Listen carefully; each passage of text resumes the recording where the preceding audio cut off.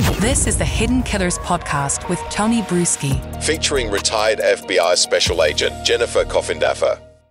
The trial of Chad Daybell continues on, and I tell you, it's like watching an old series that's revived on Netflix come back to life. Some of the players in the Lori Vallow trial are coming back with even more magical powers that we're learning about this week. From Zulema to Lori's niece, it has certainly been interesting. Another week down. Jennifer Coffindaffer, retired FBI Special Agent, joining us to discuss thoughts on where we're at thus far into the trial of Chad Daybell.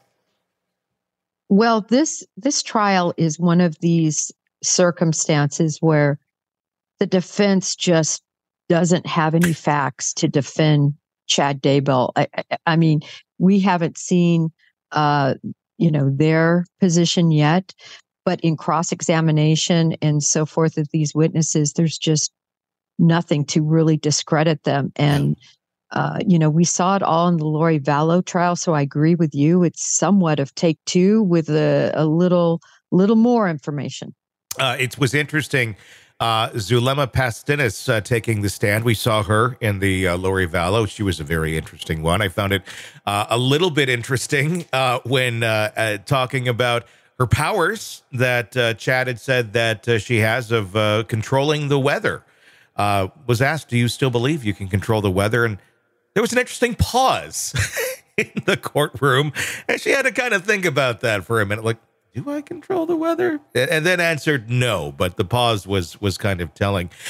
She also had some very interesting testimony talking about how Chad told her that JJ was dark and his future didn't look all that bright. Let's take a look at that testimony.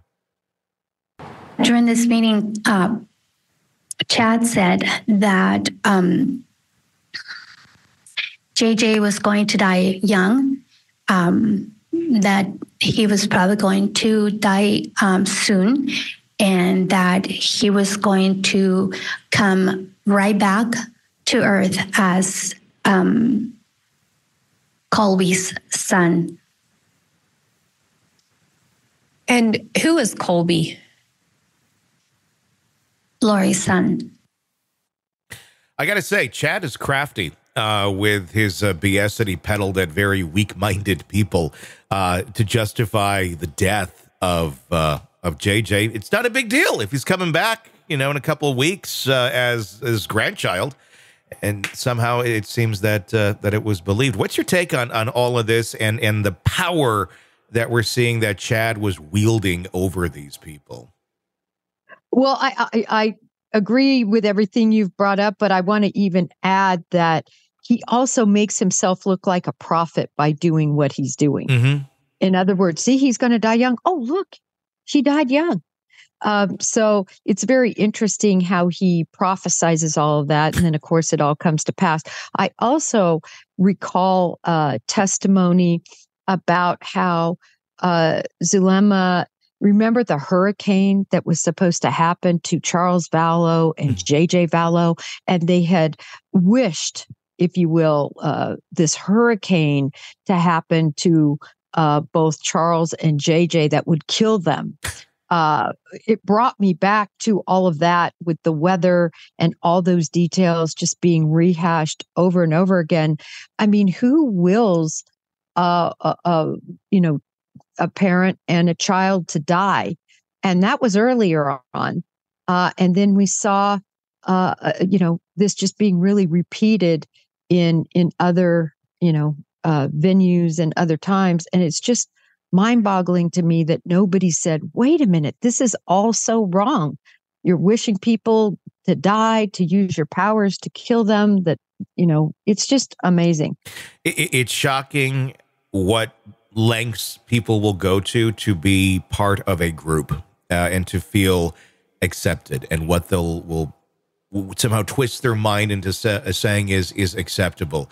Another interesting piece from Zulema's testimony, talking about Lori Vallow, and really, when the rules need to be bent a little bit for Chad or for Lori, well, they can be, because the rules don't seem to apply to them. At least that's what Lori was saying. I asked why they were together like that when he was still married. And he said that they had been married to each other 7 times before in other lives.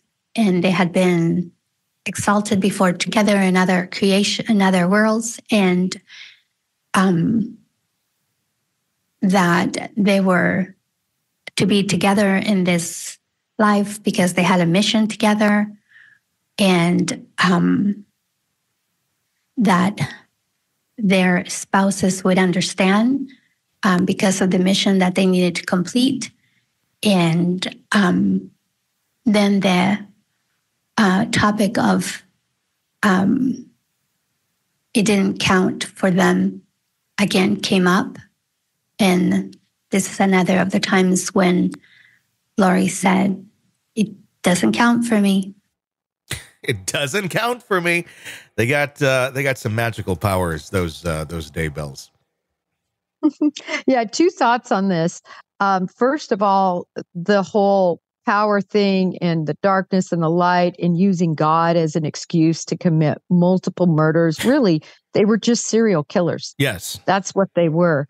And it always just disgusts me to hide behind some, religion to justify murder is really sickening.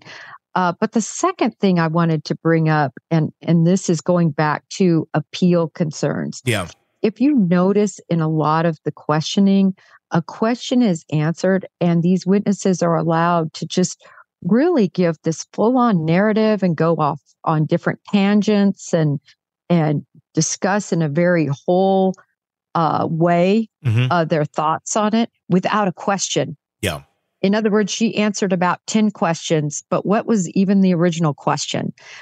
So these are concerns I have in terms of the leniency. You don't see that in all these trials. When you have really good defense, they're objecting. What's the answer? No, she's not answering the question. There has to be a question answered.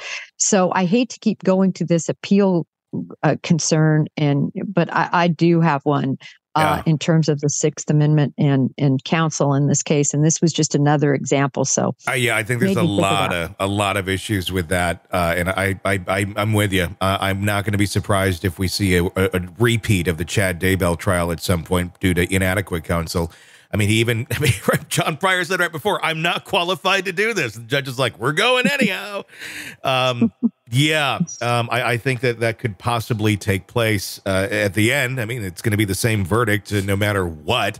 But I think we may see a rerun of this, which may be interesting to see, revisit these folks in 5 years and where's Zulema today? And it's probably the same stuff, still thinking she can make hurricanes and all of that. But the madness doesn't end in the trial of Chad Daybell. Want to listen ad-free? Want advance access to all of our interviews before anyone else? Become a True Crime Today Premium Plus subscriber on Apple Podcasts. You get every episode commercial-free, so you can binge on true crime until you can binge no more. Search True Crime Today Premium Plus on Apple Podcasts now, or go to our podcast page and sign up now. More of the Hidden Killers podcast next.